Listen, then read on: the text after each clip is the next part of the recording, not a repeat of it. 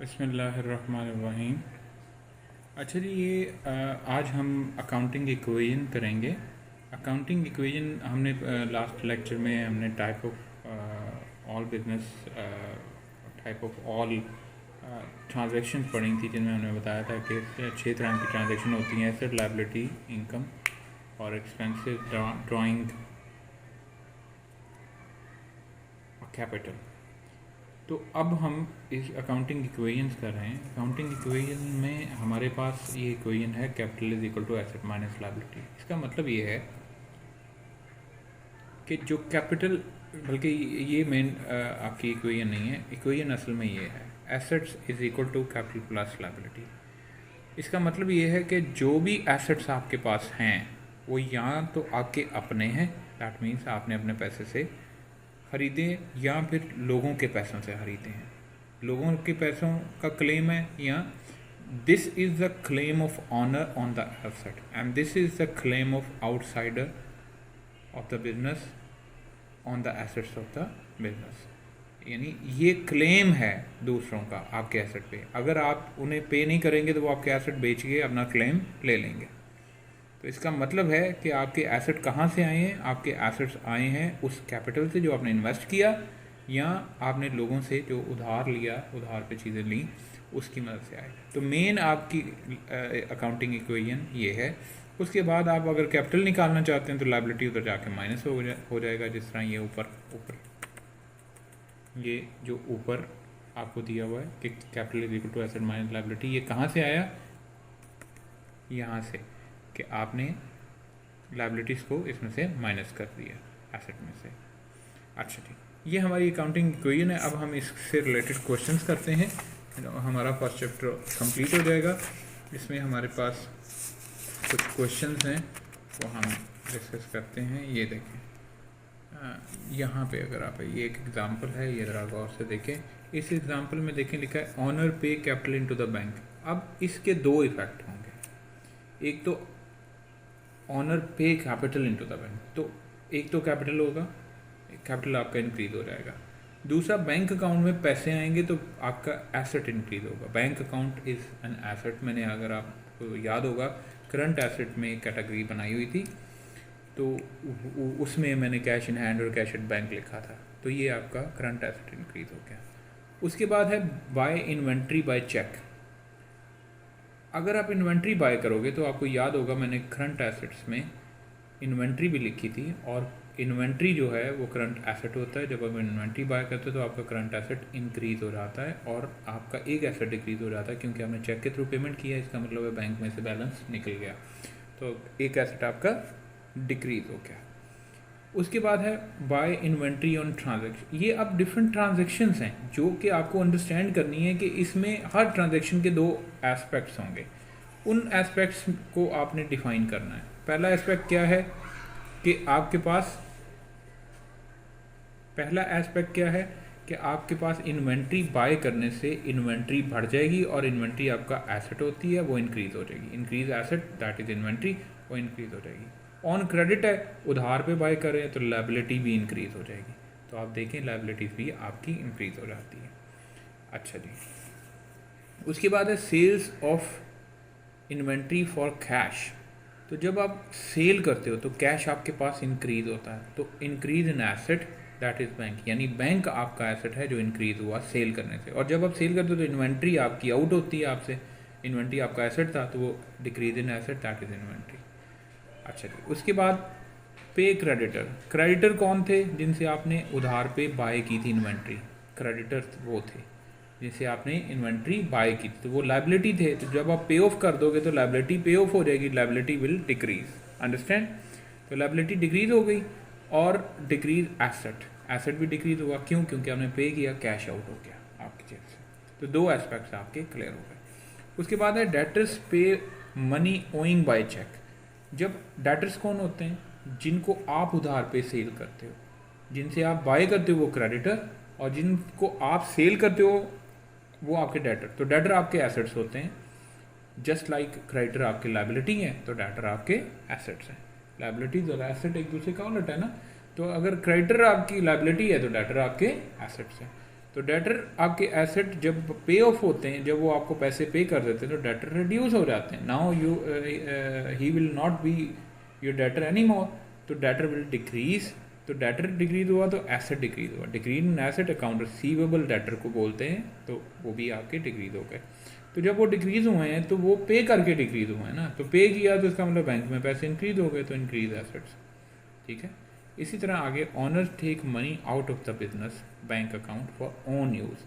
अगर owner money take out करेगा तो बैंक में से पैसे जाएंगे, एसेट डिक्रीज हो जाएगा, डिक्रीज एसेट, और आपका कैपिटल भी रिड्यूस होगा. मैंने आपको कहा था कि जब भी ऑनर विदड्रॉ करेगा पैसा, दैट वुड बी ड्राइंग. तो ड्राइंग आपके कैपिटल को रिड्यूस करती है. उसके बाद ऑनर पे creditor from private money outside the firm. अब देखें, ऑनर पे क्रेडिटर, क्रेडिटर को पे कर रहा है, क्रेडिटर को पे किया तो लाइबिलिटी रिड्यूस हुई, तो लाइबिलिटी तो हो गई डिक्रीज लाइबिलिटी. अकाउंट पेबल है, जिसमें अकाउंट रिसीवेबल डेटर्स को बोलते हैं, अकाउंट पेबल क्रेडिटर्स को बोलते हैं, तो डिक्रीज होगी लाइबिलिटी. लेकिन इंक्रीज क्या होगा? इंक्रीज कैपिटल हुआ, क्योंकि ऑनर ने अपनी पॉकेट से पे किया. तो ऑनर जब भी अपनी पॉकेट से बिजनेस में कोई चीज़ डालेगा, इन करेगा, that would be treated as an capital. And whenever he take out money और anything else for his private use, it will treated as drawing, and this will decrease the capital. Understand? चलें जी, अब next question कर लेते हैं. Next question इसका, अच्छा जी, question number 1.2a से स्टार्ट करते हैं, क्योंकि ये क्वेश्चन बल्कि 1.1 से स्टार्ट करते हैं.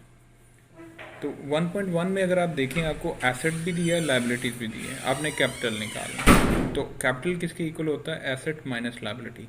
तो सिंपली करेंगे, इन दोनों को माइनस से आ जाएगा.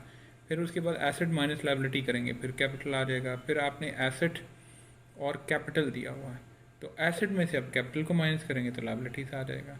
इसी तरह आपने फिर 81, यानी आपको जो इक्वेशन दी हुई है, उस इक्वेशन में 3 वेरिएबल्स हैं, उसमें 2 वेरिएबल गिवन होंगे, third variable you will be able to find. This is quite simple, try it इसको. और फिर आगे ये वाला देखें क्वेश्चन, ये भी सेम वही है. इसमें भी आपने इक्वेशन के अंदर 2 वैल्यूज पुट करनी है, third value you will be able to extract. तो ये सारे पार्ट्स आपने इंडिविजुअली कर लेने हैं. ये आप बिल्कुल इस तरह करेंगे जिस तरह मैं आपको एक पार्ट कर देता हूँ. ये आप लिखेंगे assets is equal to capital plus capital plus liabilities. तो asset is equal to C plus L. अब एसेट क्या है आपके पास? 55,000 है. कैपिटल आपके पास क्या है वो पता नहीं है. लाइबिलिटीज आपके पास 900.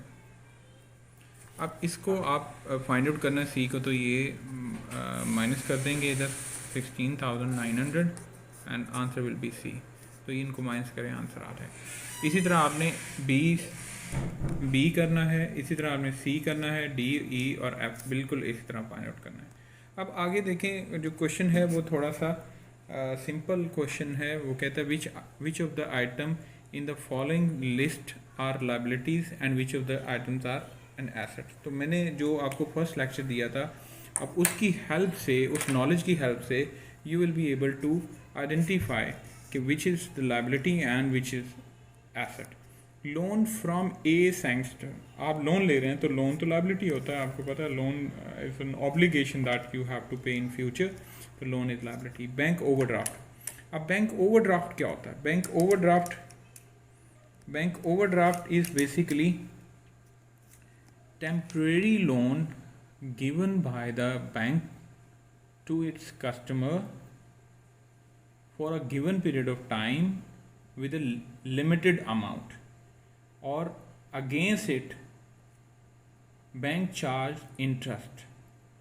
तो it's just like कि बैंक जो है वो आपको टेम्प्रेरी लोन दे रहा है, वो भी इसलिए ताकि आपका कोई चेक अगर कम अमाउंट का है तो वो डिसऑनर ना हो. उसको डिसऑनर चेक को होने के लिए, उससे बचने के लिए वो आपके चेक को ऑनर कर देता है और वो जब वेरी नेक्स्ट डे और आफ्टर फ्यू डेज अगर आपके कोई पैसे इन होते हैं बैंक में, तो वो बैंक पहले अपने पैसे डिडक्ट करता है जो उसने एज ए बैंक ओवरड्राफ्ट दिए होते हैं। तो बैंक ओवरड्राफ्ट मीन्स ओवरड्रॉ कर लिया आपने बैंक से, अभी बैंक में इतने आपके पैसे नहीं थे, आपने ज़्यादा ओवरड्रॉ कर लिए, तो उसको हम बैंक ओवरड्राफ्ट बोलते हैं। तो जितने दिन वो आपके पास रहेंगे बैंक उन दिनों के हिसाब से इंटरेस्ट चार्ज करेगा। तो this would be the liability, this is an obligation, it's a kind of loan.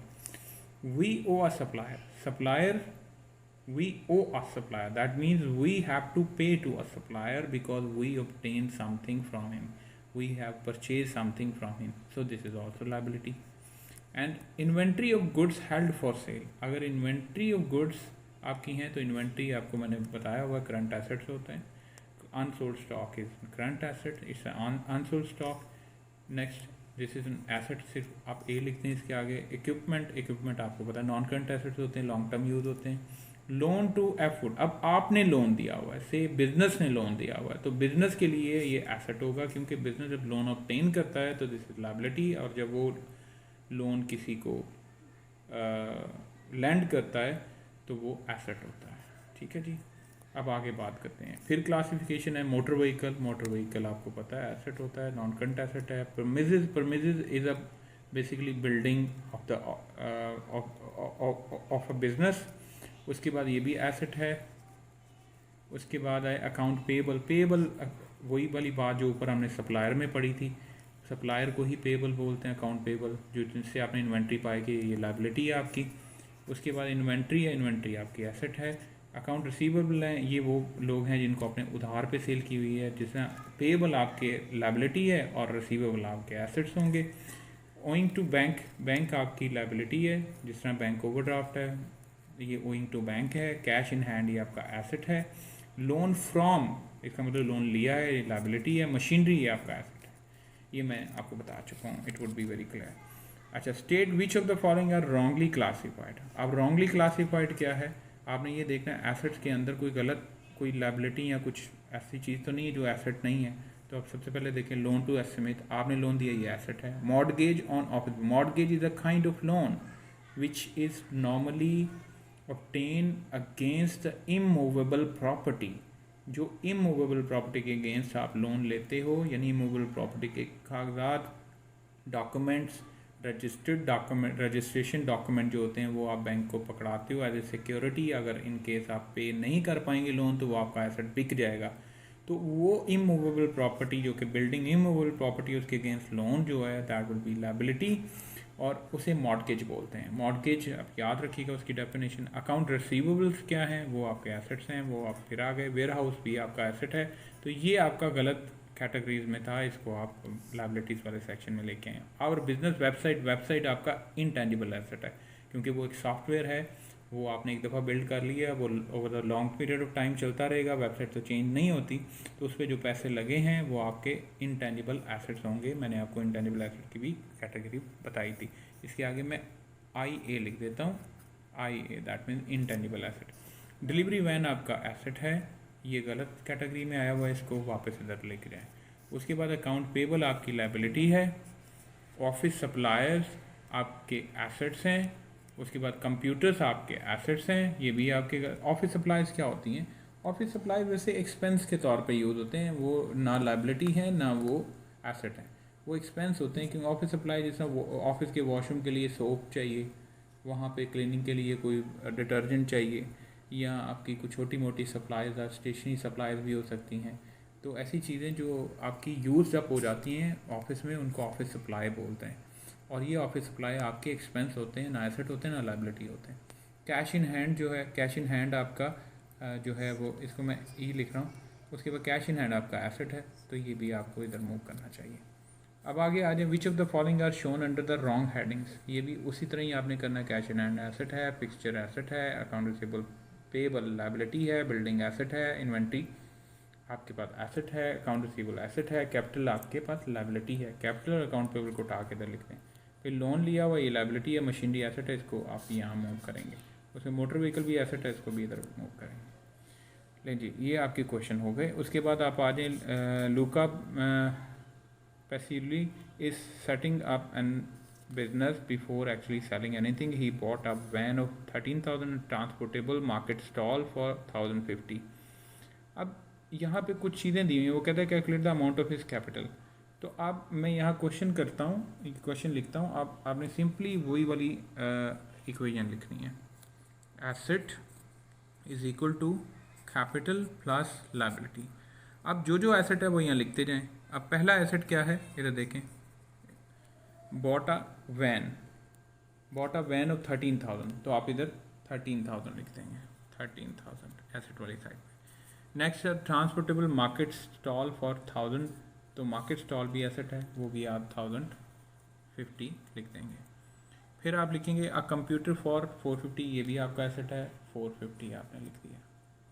उसके बाद आपके पास an inventory of goods for 8,000, वो भी आपने यहाँ पे 8,000 लिख लिया। उसके बाद ही डिड नॉट पे in full for his inventory, तो ये लायबिलिटी आ जाएगा। स्टिल ओ 3,000, तो ये आपकी लायबिलिटी 3,000, यहाँ 3,000 आ गया। उसके बाद है ही बोरो 10,000 फ्रॉम, तो बोरो किया तो फिर एक और लायबिलिटी इंक्रीज होगी 10,000 from Basil Yameen after the event just describe and before trading start he has 14,000 cash in hand and 447 in bank.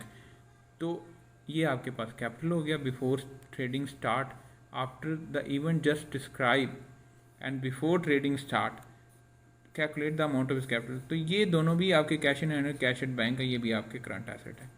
तो ये आप अब सी निकाल लेंगे। यहाँ पे आप 1400 प्लस 4700, अब इन सब को ऐड करें आप, और ऐड करने के बाद इनको ऐड करेंगे, ये 13,000 को इधर जाके माइनस कर देंगे, तो ये आपके पास कैपिटल आ जाएगा। तो C will be equal to, इनको आप ऐड करेंगे, टोटल कर लें, और टोटल करके आपके पास से मैं टोटल करता हूँ,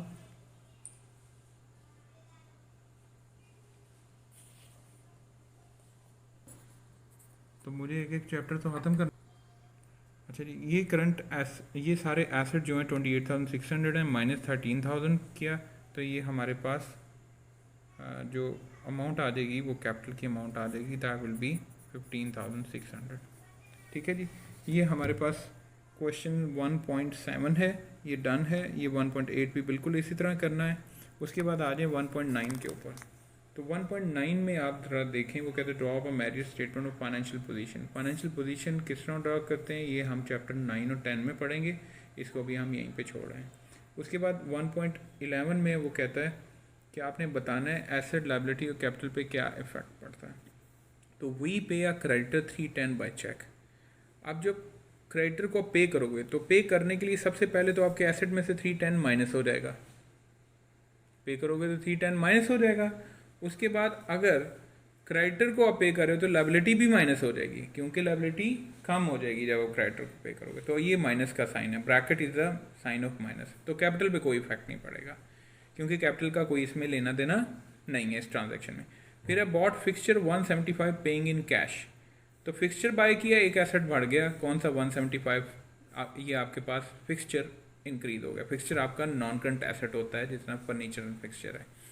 उसके बाद 170 का आपने किया तो आपका एक कैश रिड्यूस हो जाएगा, 170 यानी 175 आपका रिड्यूस भी होगा एसेट में, और 175 गेन भी होगा, यानी पॉजिटिव भी आएगा, और तो इन दोनों पे कोई इम्पैक्ट नहीं पड़ेगा। उसके बाद है बॉट गुड्स ऑन क्रेडिट 630। तो जब गुड्स बाय करोगे 630 के, तो इन्वेंट्री बढ़ जाएगी 630 से, और दूसरी तरफ लायबिलिटी भी बढ़ जाएगी, क्योंकि क्रेडिट पे कर रहे हो, उधार पे कर रहे हो, तो लायबिलिटी भी इंक्रीज हो जाएगी, और ये भी पॉजिटिव साइन इंक्रीज का साइन है, इसके साथ ब्रैकेट नहीं लगाएंगे। The proprietor introduce another 1200 cash. अब प्रोप्राइटर यानी ऑनर 1200 ऐड कर रहा है बिजनेस में, तो दैट विल बी कैपिटल, और कैश ऐड कर रहा है तो कैश एसेट होगा, कैश भी 1200 में आ जाएगा। उसके बाद J Walker lend the business 2500 in cash. तो कैश कोई लैंड कर रहा है, मतलब लोन दे रहा है बिजनेस को, तो कैश तो इंक्रीज हो जाएगा, 2500 कैश आ जाएगा। दूसरी तरफ लैंड कर रहा है तो land is liability, loan will be the liability, तो लायबिलिटी भी 2500 इंक्रीज हो गया। उसके बाद वी अ डेटर पे अस 50 इन कैश। तो डेटर ने 50 पाउंड कैश पे किया, डेटर पे अस 50 पाउंड इन कैश।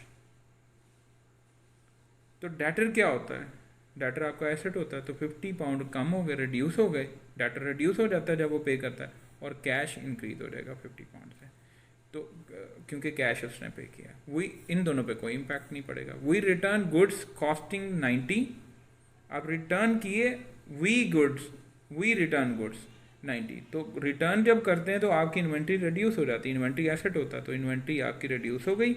और जब आप सप्लायर को वापस करोगे तो अब now your obligation will also reduce, यानी आपकी लायबिलिटी भी रिड्यूस हो जाएगी लायबिलिटी भी रिड्यूस, तो 90 से आप इसको माइनस भी करोगे लायबिलिटी को। उसके बाद बॉट एन ऑफिस कंप्यूटर, तो office computer is an asset, तो ऑफिस कंप्यूटर आपका इंक्रीज हो जाएगा। और चेक के थ्रू किया है, बैंक के थ्रू किया है, तो बैंक एसेट होता है वो भी रिड्यूस हो जाएगा, यानी एक एसेट इंक्रीज हो रहा है और एक एसेट डिक्रीज हो रहा है। एक एसेट इंक्रीज हो रहा है ऑफिस कंप्यूटर की फॉर्म में, और एक एसेट रिड्यूस हो रहा है आपकी चेक बैंक की फॉर्म में, तो इन दोनों पे कोई इम्पैक्ट नहीं पड़ेगा। अब इसी तरह ये 1.12 करेंगे और ये आपका कंप्लीट इसी तरह ही आंसर आएगा। उसके बाद आपके पास क्वेश्चन है 1.13, you are asked to draw statement of financial position. ये स्टेटमेंट ऑफ फाइनेंशियल पोजीशन का क्वेश्चन है, ये अभी हम नहीं करेंगे, ये हम आगे चैप्टर में आएगी स्टेटमेंट ऑफ फाइनेंशियल पोजीशन, उसमें हम करेंगे। तो ये इसके ऑलमोस्ट सारे क्वेश्चन हमने इसमें कर लिए हैं, लेकिन अगर फिर भी किसी बच्चे को कोई प्रॉब्लम फील होती है वो ज़रूर कमेंट में पूछ सकता है। आई होप कि आपको समझ आया होगा। अपना ख्याल रखें और दुआ में याद रखें। खुदा हाफ़िज़।